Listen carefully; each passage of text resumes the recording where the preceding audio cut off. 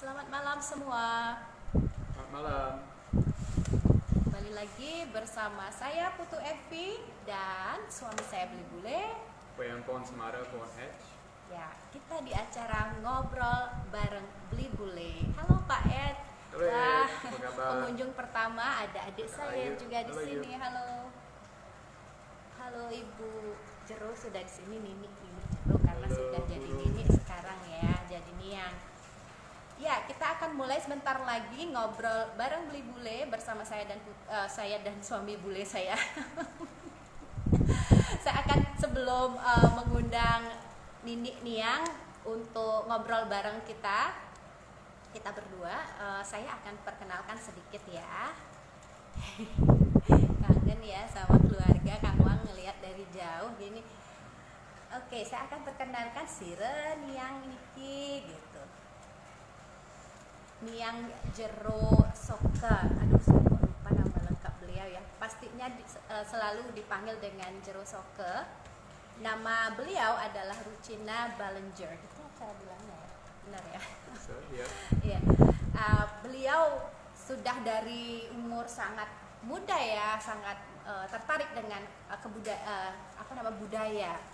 Tidak hanya budaya Bali, budaya yang ada di luar, karena sebelumnya sempat dibesarkan di Jepang karena ayah beliau adalah seorang profesor di sana.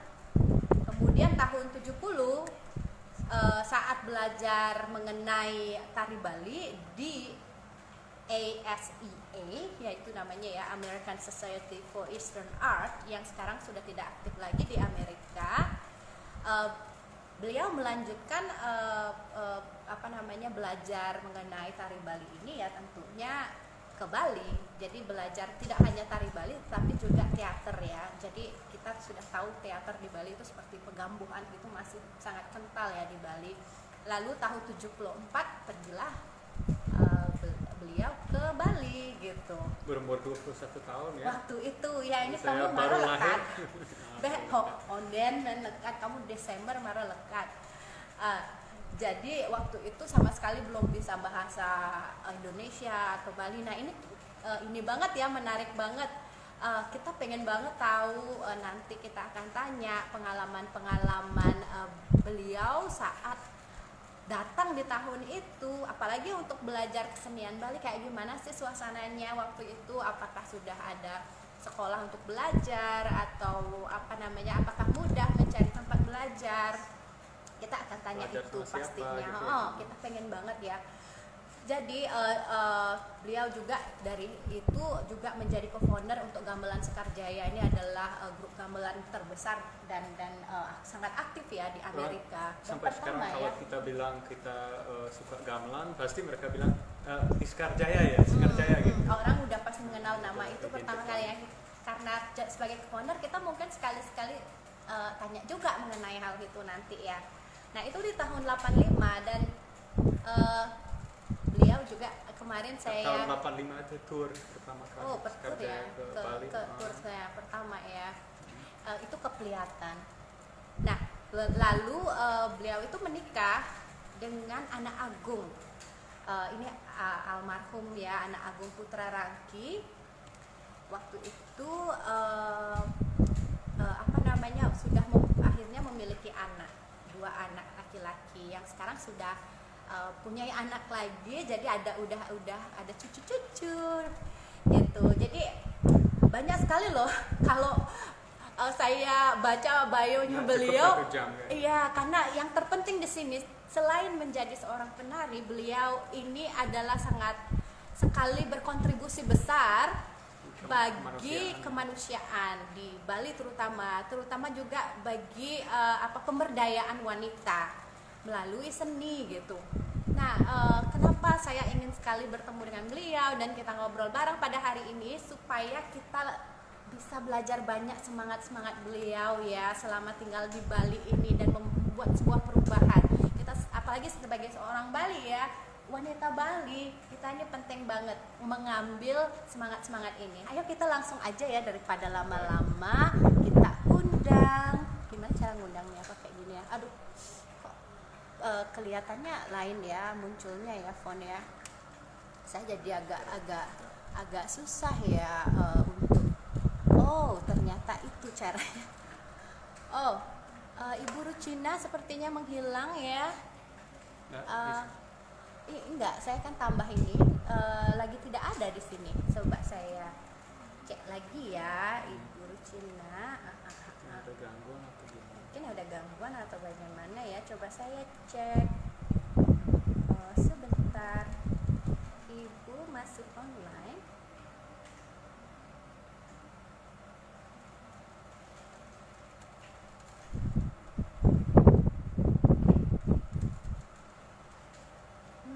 Sebentar ya. Ibu Rucina masih belum terlihat join ya di sini, walaupun kelihatan hadir, tetapi masih. Ibu, saya tidak bisa undang Ibu. Ibu belum upgrade app katanya di sini. Ibu pakai handphone kan, Ibu? Di sini dibilang katanya kalau mau join harus upgrade app-nya. Di sini dibilang seperti itu. Mungkin kita sambil Ibu bisa upgrade app sambil upgrade app. Saya akan ceritakan jalan kehidupan Ibu ya, biar kawan-kawan juga. Ini panjang sekali ya. Jadi baru sampai mana ya tentang pernikahan ya. Ini kan tahun itu ya memang saya kalau dari komputer tidak bisa Ibu Rucina, harus dari handphone. Telepon genggam, pakai telepon genggamnya untuk live. Ya, sambil sekali lagi ya kembali menceritakan Ibu. Jadi Ibu Rucina ini menikah dengan tahun 80-an atau tidak. Memang ada banyak kawan-kawan. Nanti kita akan tanya tahun berapa. Jadi memang ya pernikahan beda bangsa ini sangat sekali sulit ya. Apalagi di tahun itu. Sebagai seorang wanita masuk ke puri, menikah dengan orang agung, pasti banyak sekali halangan rintangan. Apakah ada persiapan nanti? Sudah di HP ya, Ibu? Sudah di HP, belum bisa di sini, belum terlihat. Sedang update. Oke, kita tunggu sambil ibunya update. Saya sambil cerita sedikit tentang Ibu Rucina. Jadi nanti kita akan tanya-tanya mungkin bagaimana apakah ada kendala pas menghadapi pernikahan beda bangsa ini. Lalu Ibu juga aktif sekali ya, selain menari juga seorang penulis. Jadi co-write atau menulis bersama buku Balinese Dance, Music and Drama. Mungkin beberapa dari kawan-kawan sudah memiliki bukunya, atau yang belum bisa dicari di Periplus. Itu keluar Desember 2004, ditulis bersama Profesor Wayan Bibir.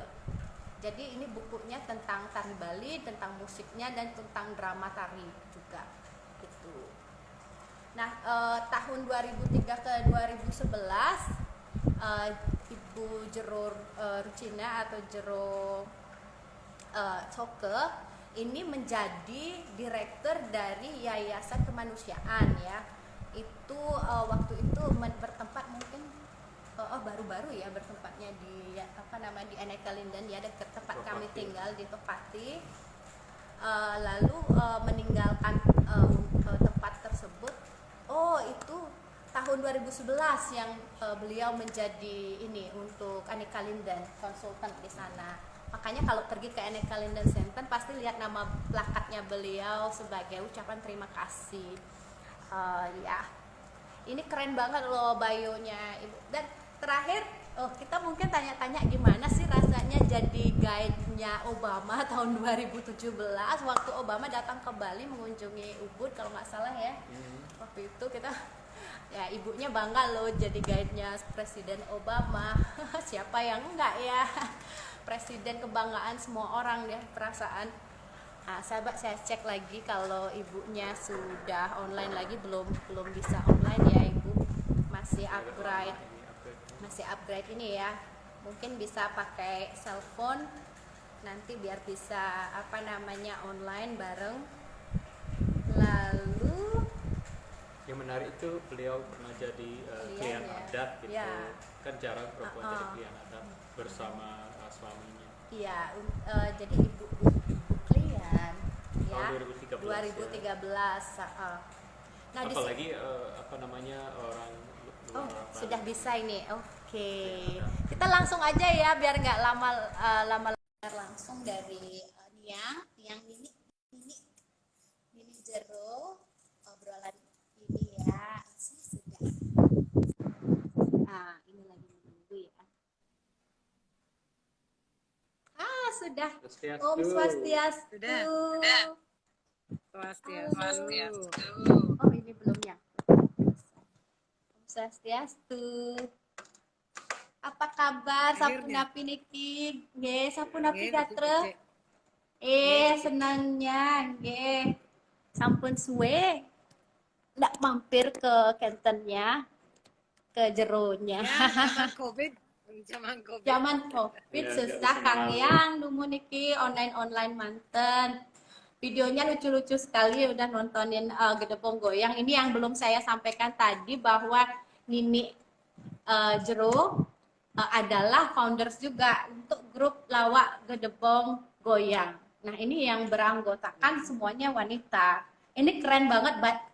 Tadi ada yang komentar gitu di postingannya dan bilang, saya sampai bela-belain pergi jauh-jauh ke Sanur Festival katanya supaya bisa menonton lawakannya.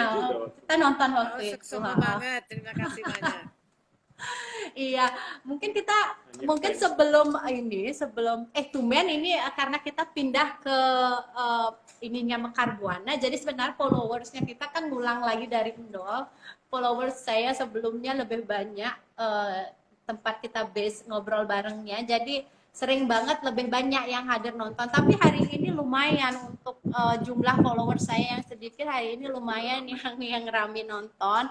Jadi kita mungkin bisa bilang hello, mungkin Nini Jero bisa bilang hello ke kawan-kawan yang hadir. Ada Pak Erluna yang sangat setia menonton, ngobrol bareng kita dimanapun kita ngobrol bareng selalu hadir. Ini profesornya, adik saya juga ada, terus ada tukang penabuh yang dadap dari Sanur, ini rajin sekali menonton. Ini ada Wahyuni, selamat bergabung ye. Mungkin ya Nini bisa bilang hello ke kawan-kawan. Ini ada Jero Jenny juga, istrinya Pak Profesor Gusti Sudaster ya. Halo. Oh, ada juga sarang niki agongnya, yang ada di kelihatan nonton itu juga. Ada Pandu. Iya, kita. Wah, banyak ternyata. Halo semuanya, selamat bergabung. Kita akan segera mendengarkan dari Nini niki. Bisa ceritakan nggak bagaimana ini awal mulanya? Memang tadi disebutkan ke Bali nih, belajar untuk menari Bali. Nah, bisa nggak ceritain suasana tahun 1974 nih ini aja, yang apalagi belum lahir, dipersiapkan lahir aja belum jadi mungkin kan. Nah, zaman itu gimana sih? Itu tahun 73. Saya belajar tari Bali dengan Nyoman Wenten di California. Hanya selama 3 bulan.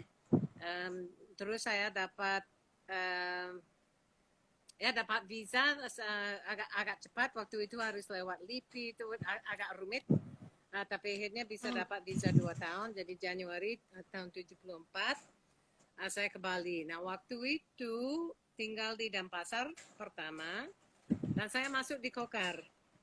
Nah, di Kokar waktu di Jalan Ratna. Kokar itu SMA untuk seni pertunjukan.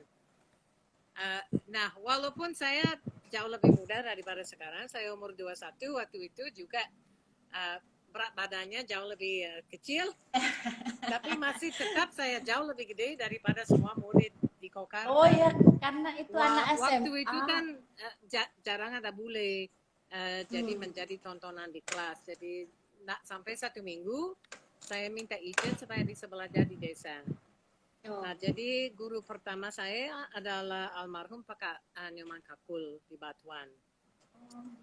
Jadi saya belajar tinggal di Batuan, belum ada listrik. Listrik hanya ada di Denpasar. Nah, ada listrik, televisi rasanya baru mulai di Jakarta, jadi televisi nggak ada. Kita pakai kalau mau latihan pakai baterai dari sepeda motor. Dan jarang orang punya sepeda motor, tapi itu dipakai untuk recharge tape recorder waktu itu kan pakai tape waktu itu. Gamelan Jepang namanya. Jadi belajar sama Pak Kakul, belajar gambuh, putri sama condong, terus belajar baris. Barisnya selama 4 bulan hanya belajar mapal aja, belajar jalan. Jadi itu kan dia kan guru zaman Pido kan, zaman dulu. Jadi itu tidak cara mengajarnya itu langsung dan dasarnya harus betul-betul bisa. Jadi sebelum saya belajar tari topeng harus belajar baris. Nggak pernah saya pentas baris, tapi topeng sering. Nah, terus saya sering sama beliau naik sepeda dayung. Malamnya kita ke Sukawati atau ke Saka. Dia menari topeng, kadang-kadang calonaran. Jadi saya selalu ikut. Tidak selalu ikut menari, tapi ikut sebagai penonton. Nah, terus sesudah saya tinggal di sana mungkin 8 bulan, terus pindah ke Ubud. Mau belajar legong sama Sangayu Ketuk Muklin. Dia dulu mengajar di Tegas Kanginan. Nah, Semar Pegulingan di sana kan sangat terkenal. Made Gerendam di sana, almarhum. Jadi beliau yang main kendang, terus nggak tahu siapa itu, salah satu orang lain dari sekelnya itu main gangsa, dan saya sama ada teman dari Amerika lagi satu dan orang dari Bandung, dan jadi kami belajar 4 jam per hari, 6 hari per minggu, jadi cukup melelahkan. Dan juga itu guru itu Sangayu sangat ketat, dan dia kan belum pernah ada orang yang non Balinese itu belajar sama dia. Jadi dia yang semacam kan punya stick tongkat dan plak gitu. Kalau pikiran kita mungkin memikirkan belanja, atau pacar atau apa, itu dia udah tahu. Jadi belajar banyak sekali, dan dapat kehormatan bisa menari bersama Tegas Kanginan itu tahun 75. Nah, juga sambilan kalau di Denpasar saya belajar sama maestro Ketutarini. Jadi sampai waktu saya balik ke sini tahun 80, 75 saya balik ke Amerika, dapat BA-nya, terus balik ke sini tahun 80, tinggal sama Ibu Warini karena pengen belajar sama beliau, tapi harus jam 5:30 pagi karena dia orang sibuk sekali mengajar di Kokar, mengajar di sini, ada murid dari mana-mana belajar sama dia. Jadi 5:30 pagi dapat belajar Trunajaya sama dia, dan beberapa tarian yang lain. Nah, jadi suasana waktu itu karena tidak ada listrik jauh lebih serem. Jadi kalau malam kita mau nonton, apalagi mau nonton calonaran, sama sekali tidak boleh pulang sebelum selesai. Dan waktu saya ingat sekali waktu tinggal di taman di Ubud itu nonton di dalam puri, terus jalan lewat, itu ada alas bambu, jadi itu menakutkan. Tapi ada beberapa orang tidak berani sendiri. Dan juga kalau kita mau mengadakan research untuk cari bukunya, itu kalau orang punya buku dari tahun 30-an itu sangat digemar. Jadi itu waktu saya di sini ada David peneliti dari luar, ada David Stewart Fox, Michelle Picard, Steve Lansing. Jadi mereka semua kan punya perpustakaan, dan sangat welcome kita bisa juga ke perpustakaan mereka, baca buku, exchanging ideas, jadi tukar pikiran. Dan saya Itu juga di Ubud ya? ada salah satu peneliti namanya Richard Wallace, dia etnomusikolog dan dia belajar mengenai suara ya. Jadi saya lupa tesisnya mengenai mengenai hidung. Kidung. Jadi waktu itu masih ada Sangiang Dedari di Temenggung di Celup. Jadi saya masih ingat kita naik sepeda motor bebek dari Denpasar sampai ke Celup untuk nonton di sana. Jadi dia mempelajari musik, saya mempelajari tarian. Kalau sekarang kan tidak ada, sudah lama sekali tidak ada Sangiangnya. Sangiang sangat susah kita ketemukan sekarang. Kalau yang ya tidak dikomersialkan, ada yang dikomersialkan juga. Jadi waktu itu untuk belajar tidak ada cermin. Jadi kita harus merasakan di dalam badan. Dari gurunya kan ini kan badannya kan bersentuhan. Jadi betul-betul masuk style mereka. Jadi bisa ikut kemana-mana itu Pak sama Pak Kaku, Bu Arini. Kalau Sangayu waktu itu umurnya 50 atau 60 karena sekarang dia lebih dari 100. Jadi dia tidak menari lagi, tapi Bu Arini sama Pak Kaku tetap menari. Nah sampai sekarang saya ingat kalau di Pak Kakul anaknya Ketut waktu itu umur 4 tahun. Dia sekarang kan menjadi maestro juga untuk topeng. Jadi kalau di rumah malam-malam Pak Kaku bikin gelungan baris. Jadi dia potong apa namanya itu abalone shell, kerang, di merajan, dia disangah, dia bikin setiap malam dan paginya kita belajar, dia cerita banyak. Aduh, saya senang sekali dapat kehormatan bisa belajar sama beliau. Tapi waktu saya baru datang, bahasa Bali nggak bisa, bahasa Indonesia nggak bisa. Nah, terus saya kan belajar baris, terus belajar topeng keras. Terus dia bilang, oke, kamu sudah siap. Dan waktu itu kan jarang sekali ada wanita menari tari baris, tari topeng. Dia sendiri yang mengajarkan keponakan sama temannya umur 10-11 tahun, 2 orang baris kembar sama anaknya sendiri Dawan almarhum untuk menari baris. Jadi dia sangat open, sangat terbuka ya. Tidak semua guru begitu. Jadi apalagi itu kalau orang dari luar itu ya dikasih license gitu loh. Nah jadi dia bilang oke, kamu udah bisa menari, coba. Saya belum pernah coba sama gamelan. Waktu itu tidak pakai gamelan, hanya pakai satu gangsa sama kendang dan tape. Tapi tape-nya itu dan topeng juga nggak boleh. Kapalnya itu sakral, tidak boleh. Jadi saya ke Pekan Sulawesi beli yang untuk turis, itu yang saya pakai untuk latihan. Karena sama sekali yang punya beliau itu kan hanya waktu nggak boleh. Nah, jadi saya menari, saya ingat sekali itu pernikahan salah satu orang di Batuan. Terus dia bilang nanti kamu menjadi bontres. Nah, ini baru 6 bulan di Bali, nggak bisa bahasa Bali. Jadi kan nggak mengerti dan saya bukan orang waktu itu saya bukan orang drama, bukan orang pelawak, bukan seorang pelawak. Jadi oke ya saya coba dan saya sudah tahu saya akan menjadi bontres. Jadi saya baca banyak sekali cerita topeng. Kan saya tanya apa ceritanya nanti. Ini 2 minggu sebelumnya gitu. Nggak tahu kan saya belum tahu caranya di Bali ya. Belum tahu kenapa datang. Terus setiap hari saya tanya, masih nggak tahu. Nah, pas kita ke sana, ke rumah orang yang mau nikah kan baru di basa-basi, baru itu menentukan cerita apa. Jadi hanya dia bilang, asibat di sini kontresan di muka saya sama sekali nggak tahu. Sampai sekarang nggak tahu itu bapaknya mengkengken.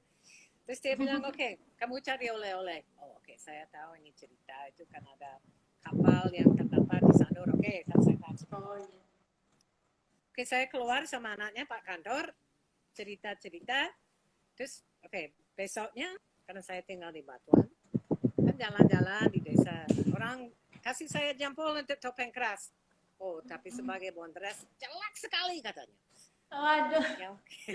dikritik langsung. Saya masih ingat karena sekarang saya pelawak.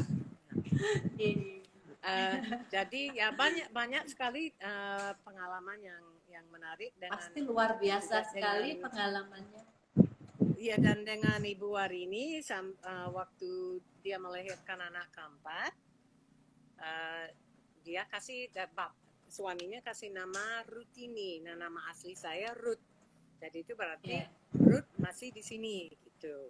Nah, Rutini. anak saya kedua namanya Ari. Jadi itu Ari dari Arini. Jadi ini sudah Tukar-tukaran ya.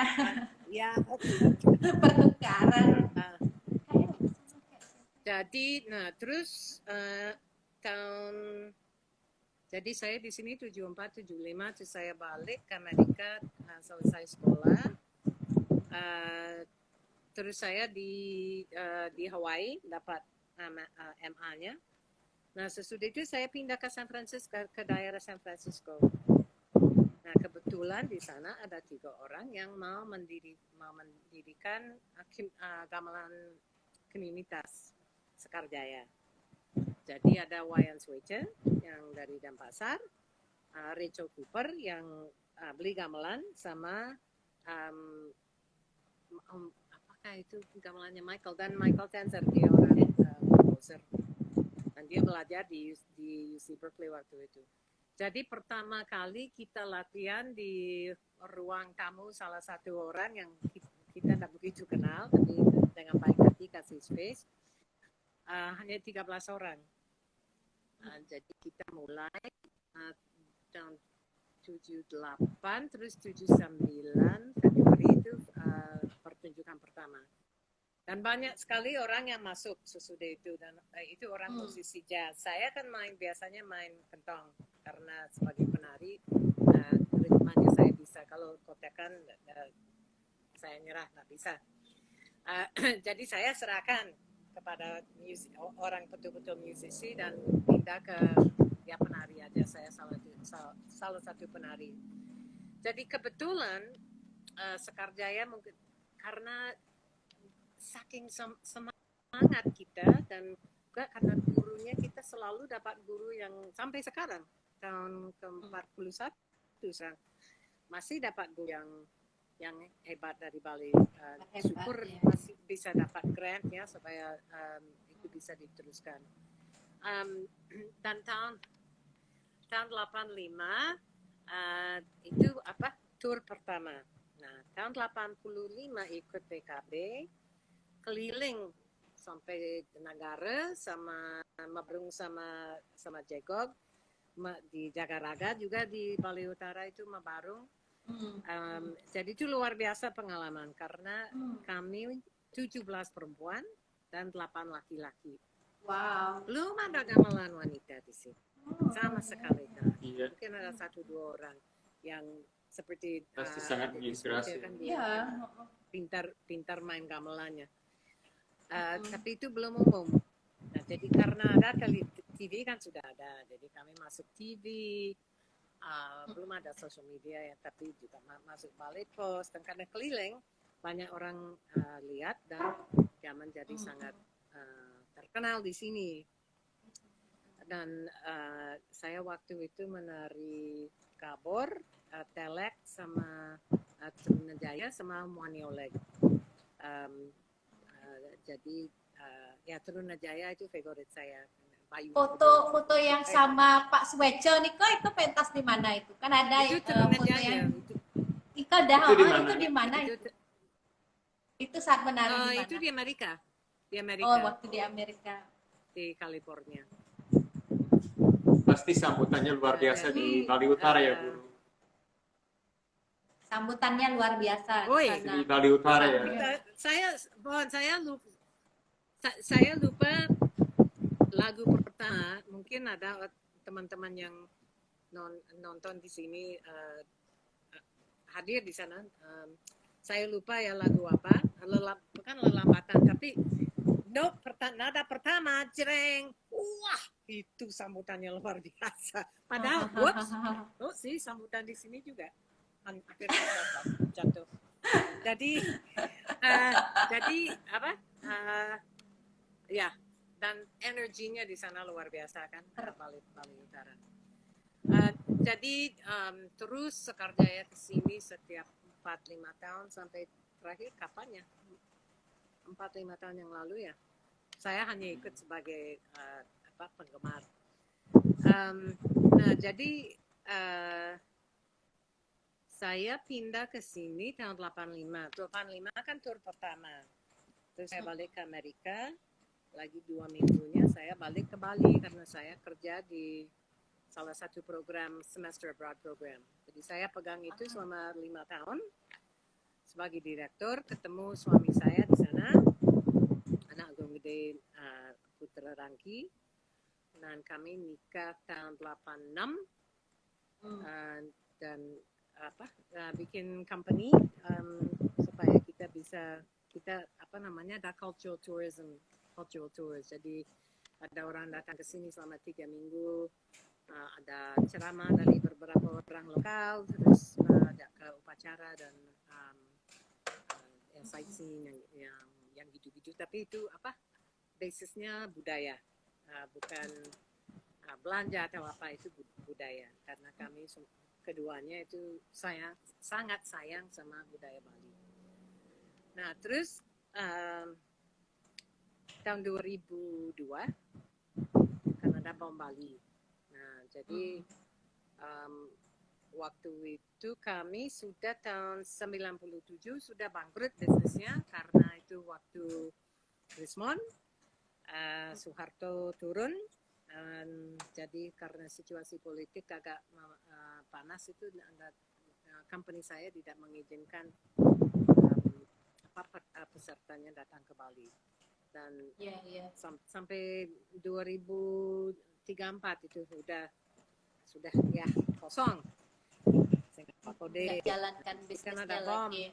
Nah waktu bomnya itu ada salah satu kumpulan orang dermawan, orang Rotary, orang just concerned citizens, orang yang sayang Bali, pingin buat sesuatu, kan dunia semua kan mau bantu juga. Jadi harus ada Bali. Salah satu yayasan yang dipercaya oleh dunia, karena waktu itu ada beberapa yayasan dibuat dan uang yang mereka dapat dilarikan, jadi agak susah dipercaya. Jadi ada salah satu yayasan namanya YKIP yang dibuat, dan salah satu anggota dewan tanya sama saya, Guru Cina kenal sama orang yang bisa buat wayang atau topeng untuk mensosialisasikan gejala PTSD, post traumatic stress disorder, karena banyak orang kan stres waktu itu. Bukan hanya karena ekonomi seperti sekarang, karena COVID, tapi juga karena dari ini skalanya kan itu banyak orang ganggu. Jadi, jadi saya telepon Mari Sudia dari Bona, dan kita kerjasama dengan USAID dan UNICEF untuk buat semacam wayang baru, namanya wayang skateboard. Jadi itu dipakai saya ingat itu. Belakang layar. Dan layarnya bukan 2 meter lebarnya, tapi 8 meter. Nah, jadi kalau mau dari kiri ke kanan dengan cepat, harus pakai skateboard. Jadi itu idenya dia, dengan lighting segalanya itu. Jadi itu sangat menarik karena waktu itu wayang tidak terlalu banyak penggemar. Tapi orang yang tua datang karena apa ini yang wayang skateboard baru. Kok itu ada drum set, ada bass guitar, ada gamelan, itu kira-kira apa ini? Jadi banyak orang suka sampai sekarang kan masih Pak Made kan masih bikin wayang lebar, clear lebar. Nah jadi itu mulai saya kerja di dunia non-profit. Jadi saya diminta menjadi direktur YKIP. Jadi saya selama berapa tahun ya? Lebih dari 10 tahun saya pegang itu, dan ada donatur utama dia kehilangan tunangan waktu bom, jadi dia meninggal. Jadi dia mau membuat kenangan yang positif dari hal yang jadi kita akhirnya kita bikin Anneke Linden Center dekat dengan rumah kalian. Dekat rumah saya. Oh. Iya, di apa namanya? Di Topati. Topati. Iya, di Topati. Di mana di sana ada 2 yayasan yang kerja dengan orang yang punya disabilitas. Tapi DKIP masih tetap jalan, tapi di bidang pendidikan. Jadi di sana saya belajar banyak mengenai dunia dermawan, bagaimana kita bisa bantu orang, bagaimana kerjasama dengan pemerintah supaya saling percaya, saling mendukung. Itu. Nah, waktu bom terjadi tahun 2002, tahun 2003 saya ingat sekali. Saya pulang, terus suami saya menyusul, terus dia bilang, oh kamu tahu, kamu sama teman-teman bule itu yang cewek Bali itu, cewek bule dipanggil apa di jalan. Saya sudah tahu ini tidak akan yang mengharapkan, ini akan menjelekkan. Tapi oke, apa? Gedebong. Oh, dari sana munculnya. Karena putih, penuh dengan air, dan sengela bangkiang. Tidak punya Cara beg-beg cara gedebong gitu. Oke.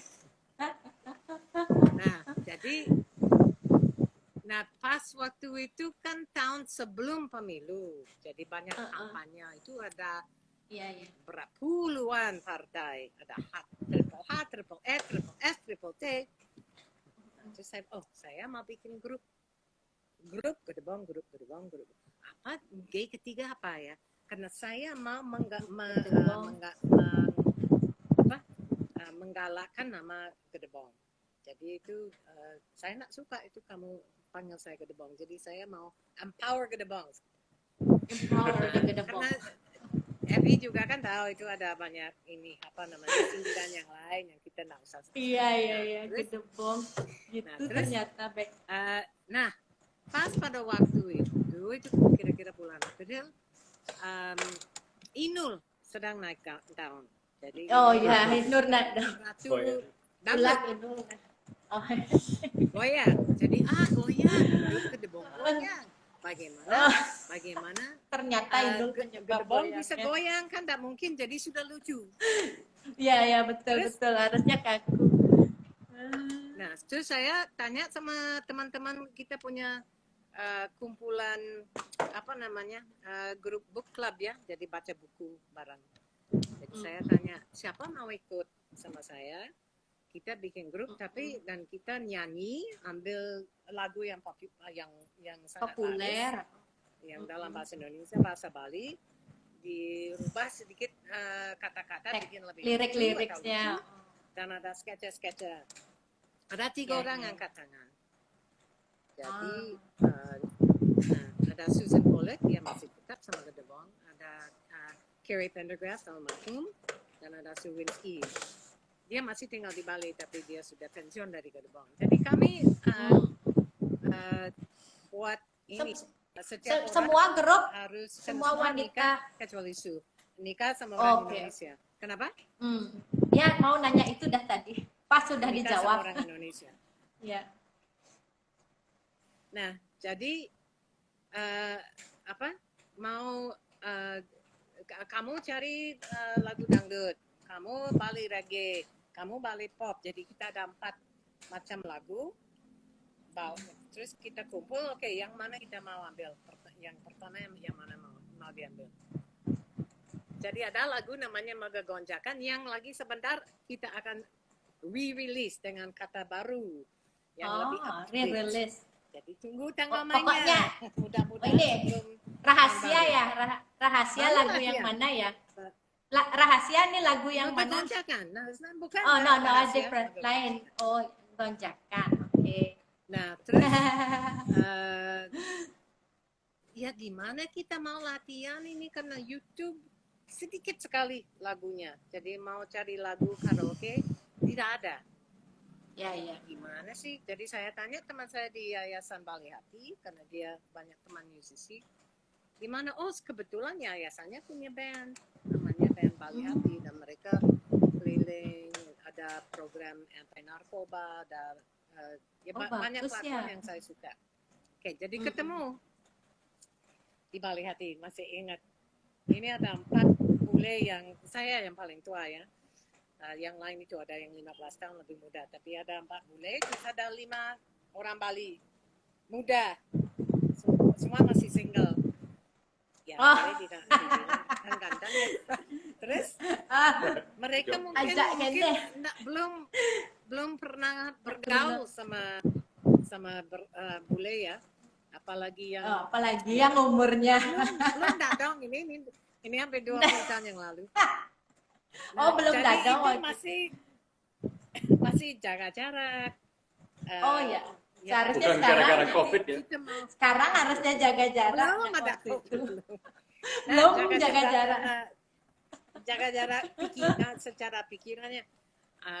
Apakah nanti mereka bisa bahasa Bali, nanti apakah yang band, apakah berani membenarkan logatnya, karena logatnya kan ya lain daripada yang lain. Nah, jadi akhirnya mereka masih sama kami, masih tetap bandnya. Padahal mereka bukan satu band ya sekarang, tapi masing-masing kan punya keluarga, punya band-band sana, dan punya pekerjaan sendiri-sendiri, ada yang pegawai negeri. Tapi kalau kita mau main, mau pentas di festival, ayo mereka semua langsung kemon. So that's great. Itu sangat senang. Nah, jadi keluarga saya juga banyak bantu. Jadi suami saya dan anak-anak semua punya sense of humor yang tinggi. Jadi kalau saya bingung untuk cari kata-kata atau apa yang rhyming dengan apa yang cocok, lirik-liriknya. Saya bukan orang Bali asli, jadi mereka bantu. Tapi kadang-kadang suami saya agak nakal, jadi dia pakai analogi yang ya agak jorok. Nah, terus itu kan humor Bali. Humor Bali laki-laki ya. Ada pergantian personel, jadi sekarang ada Antonella De Santis dan dia nikah sama Wayan Wija, dia kan dalang. Jadi Wija juga banyak bantu, tapi dia juga senang yang agak jorok. Ya kan memang jadi harus saling tanya sama suaminya, ini boleh nggak? Oh jangan itu jorok. Sekarang kami karena semuanya tidak ya saya kan janda, jadi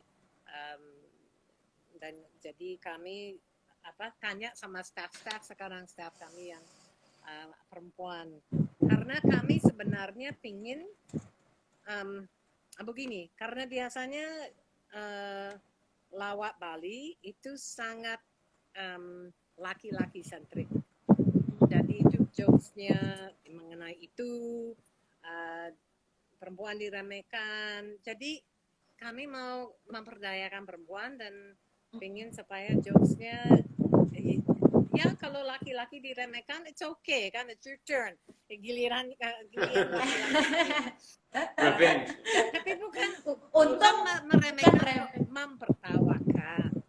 Iya. Jadi fresh itu lawak yang segar ini ya kan, hal baru waktu itu ya, karena wanita tiba-tiba muncul, juk-juknya kan fresh jadinya. Ya, makasih. Jadi jadi saya agak kaget bagaimana larisnya Kedebong, karena saya yang agak orang bisa mengenal saya karena rambutnya kan tidak dismir. Nah, jadi oh itu dadang ya, dan juga gemuk, oh itu dadang yang legang gemuk itu ya. Jadi teman-temannya kan mereka jauh lebih muda, jauh lebih seksi, But we have fun. It's great. Seru kami. Ya, Pokoknya harus seru. Kalau terlalu serius, tapi terlalu serius kan tak fun, tak seru. ya, ya. Tapi kalau tidak ada message, kalau tidak ada kritik sosial, Pesan itu yang juga bukan gerbong. Jadi kami Ya, juga ya. melihat, oke, untuk perempuan bagaimana kita bisa memperdayakan, tapi jangan sampai nanti laki-laki merasa disingkirkan. Karena kami semua kan bule dari budaya barat. Jadi budaya barat kan lain sekali dengan budaya timur. Jadi kami harus bukan hati-hati sih, harus sensitif kan terhadap budaya di sini. Jadi kami senang sekali karena COVID, untuk kumpul pun kan agak susah. Jadi baru-baru ini kita kumpul bikin lagu lama tapi semua kata-kata baru. Jadi pasti akan suka. Ya tunggu tanggal mainnya. ya, pasti semua fansnya udah menanti ini apa namanya keluar, karena saya ambil hal-hal yang kemarin itu yang menggelitik dan supaya menunjukkan juga bahasa Balinya yang dibawakan oleh wanita-wanita bule. Makanya itu kan lucu, langsung banyak sih yang nonton. Dan juga ada satu yang menggelitik paling lucu adalah kan ada dari lagu Andai itu. Andai, Lagu apa? lagu Andai. Andai, Andai, ya. kan ada aku menikah dengan Cokorda. Itu lucu sekali, dan itu Ya, mau kan kawin sama Cekorda. Cokorda itu siapa? Tapi ibu apa namanya, Ibu Rucina sendiri kan menikahnya sama orang agung yang berkasta, itu pasti sangat challenging ya zaman itu juga. Waktu itu pernah nggak berpikir, wah saya akan menikah ini, orang kita yang menikah Harus ada persiapan apa gimana? harus ada persiapan menikah mau Harus baca jadi buku jero panduan gitu apa kan, masuk ke pasti hal yang hal yang baru apa. Ya, kan sama kayak kalau pas tadi datang umur 21 tahun ke Bali belajar tari Bali sama guru yang benar-benar mengajarnya old style lah bilangnya. Biasa zaman sekarang aja kalau ada orang asing belajar itu tidak biasa untuk disentuh. Bahkan kalau diiniin aja sedikit, kadang saya mendapatkan murid yang akhirnya menangis gitu. Pasti challenge banget ya waktu datang umur 21, belajar sama laki-laki, dipegang, kan seperti itu. Nah, itu kan menarik sekali. Nah, sama seperti menikah ini, langsung menikahnya bukan sama orang Bali biasa, tetapi orang berkasta, menjadi jero, itu kan posisi seorang wanita, orang asing. Itu mungkin bisa ceritain pengalamannya bagaimana? Oh, those are state secrets, Evie. Nah, mungkin bisa ceritain pas menari, nggak terkejut gitu Ibu Rucina waktu belajar kan sama laki-laki dipegang gitu. Teknik-teknik mengajarnya udah pasti sangat sekali. Mungkin waktu itu gimana perasaannya? Kan ada orang nggak biasa, orang asing dipegang, apalagi wanita umur 21 gitu. Gimana perasaannya? Waktu saya belajar sama Kak Kakul, perbedaan umur 50 tahun. Beliau sudah 70 tahun. Jadi sama Jadi sekali tidak ada pikiran. Karena nggak dia enak atau tidak begini. Kalau Buar ini sama Sang Ayu, ya begini. Tapi kalau Pak Kakul hanya pegang tangannya sama di kepala. tangan dan kepala. Jadi oh enggak, itu tidak apa-apa. Nah, tapi kalau mau kembali ke masalah ini pernikahan, I knew you were gonna ask this, so. jadi kita juga pernikahan di mana-mana dan dengan siapapun punya tantangan banyak, ya kan? Walaupun berdasarkan cinta, walaupun dari satu budaya itu selalu akan ada challenges, ada yang susah, ada yang tenang dan suka duka. Nah, kalian kan dari dua budaya jadi tahu sekali, tapi menurut saya lain sekali kalau perempuan dari Asia dan laki dari luar. Karena orang Bali dalam pengalaman saya itu laki-laki itu menganggap perempuan di bawah dia. Jadi itu sangat-sangat susah untuk saya menerima. Tapi saya nikah sama dia, jadi kalau saya mau make it work ya harus terima. Nah dan itu syukur kalau di sini kita mampu kan ada orang yang bisa bantu di rumah. Jadi saya bisa kerja, dia kerja. Waktu punya anak, itu bahasa apa yang mau dipakai, budaya apa mau diajarkan, sekolahnya di mana, apa sekolah lokal supaya dia menjadi orang Bali, sekolah internasional supaya dia wawasannya lebih terbuka. Macam-macam kan, kalian tahu kan punya anak. Jadi itu selalu setiap hari ada, bukan argumentasi tapi ada diskusi, dan diskusi itu tidak selalu menentang. Itu yang saya paling rindukan, kangen sama Diskusi.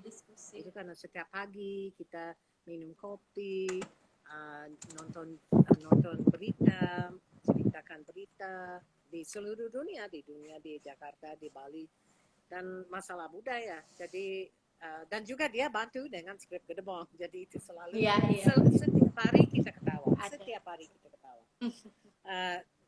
Tapi susah, dan orang yang kenal baik dengan saya tahu pengalaman saya. Tapi oleh karena saya menjadi jero,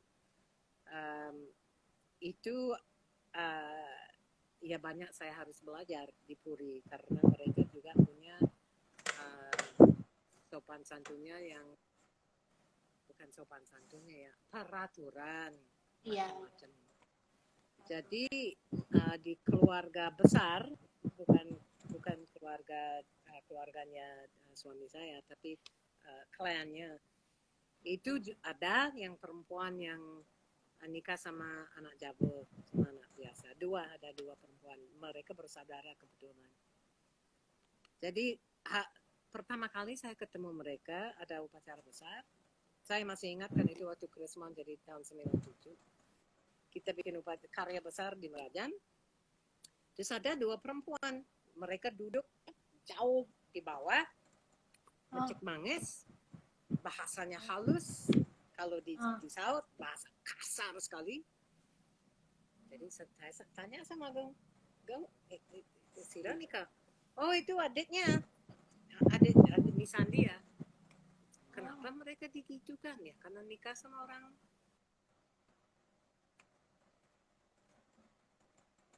Jadi saya harus ngecas dulu.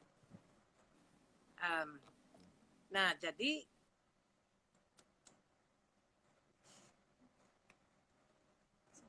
ini loading di sini. Yang seperti itu susah sekali saya menerima.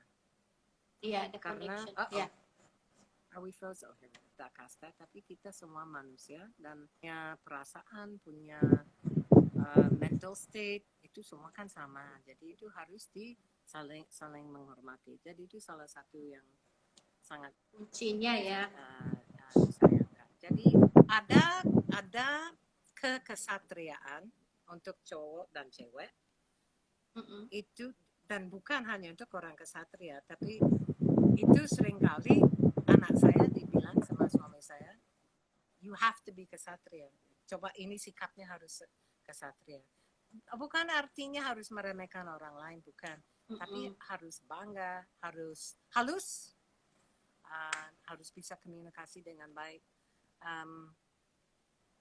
Ya, jadi itu banyak cerita. Jadi mungkin bisa tanya yang lain dulu.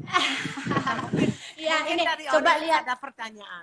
Coba ada, enggak hanya ada yang Ais, Dewinya bilang dadong mau view batu jegek sajan. Ada hello dari Farah, Swastiastu dadong rahajeng wengi. Belum ada yang bertanya, ini kayaknya terkesima dengan ceritanya. Ya, kita punya 5 menit. 5 menit sisa.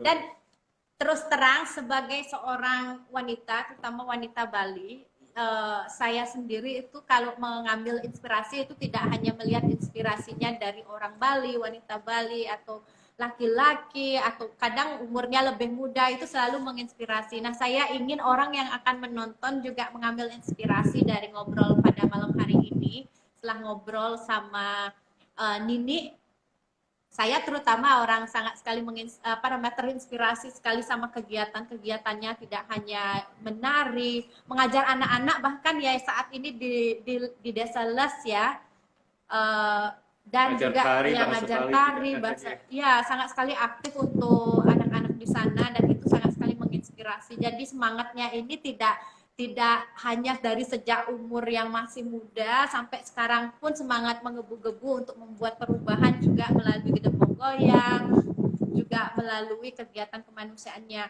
Mungkin ada pesan mungkin dari Nini kepada nanti anak-anak muda yang akan menonton IGTV ini, kalau kebetulan lewat IGTV-nya ditonton, YouTube juga bisa. ya kita akan posting juga di YouTube dan di Facebook nanti.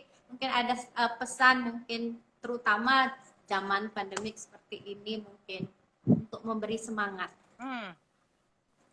Ya susah kalau karena pandemi ini. Saya mau membenarkan satu, sekarang saya tidak mengajarkan lagi anak di Les. Oh tidak ya? Dulu saya mengajar, tapi mereka sudah tamat SMA, nikah. Jadi untuk generasi kedua belum. Tapi memang dulu saya mengajar beberapa anak tari Bali. Jadi ya ini melihat hikmahnya dari COVID ini. Jadi ini benar-benar ya berapa kali ini kita mengalami tidak ada turis, dan berapa kali kita tidak belajar bahwa jangan itu tergantung kepada turis. Rasanya masih tetap ini bulan Desember akan buka dan banyak turis akan datang. Bagaimana kita cari pekerjaan yang lain? Kan sudah ada banyak orang itu kembali ke pertanian. Mudah-mudahan mereka tetap bisa di bidang pertanian atau mungkin ke yang lebih modern, yang teknologi atau apa. Jadi kita harus diversify ya, jangan monoton pekerjaan. Sebenarnya hanya 25-30% ini orang yang directly involved in tourism. Jadi kalian juga ada juga karena mengajar turis. Tapi ini seperti nyepi lama ya. Kita sudah 8 bulan harus introspeksi diri. Bali sudah istirahat, Pertiwi sudah istirahat, nggak ada banyak traffic, nggak ada banyak, masih ada banyak sampah tapi tidak seperti dulu.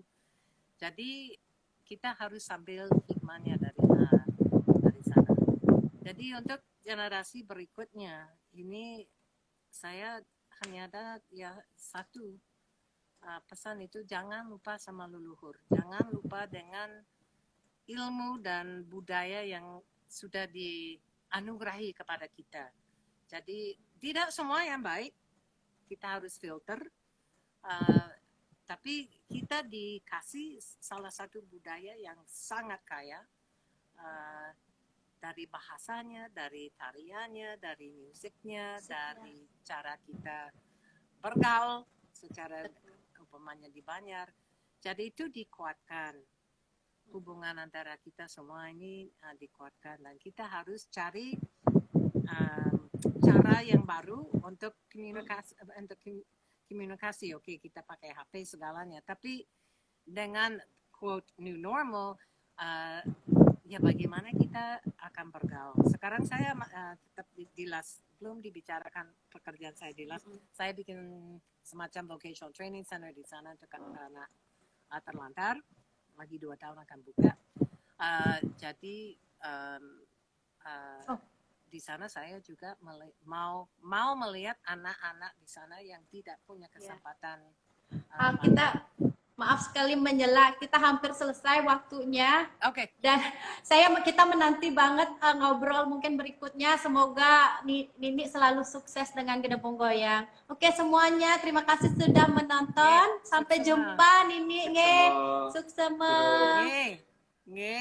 Om Yeay. Santi Santi Om Santi Santi Om. Santi Om.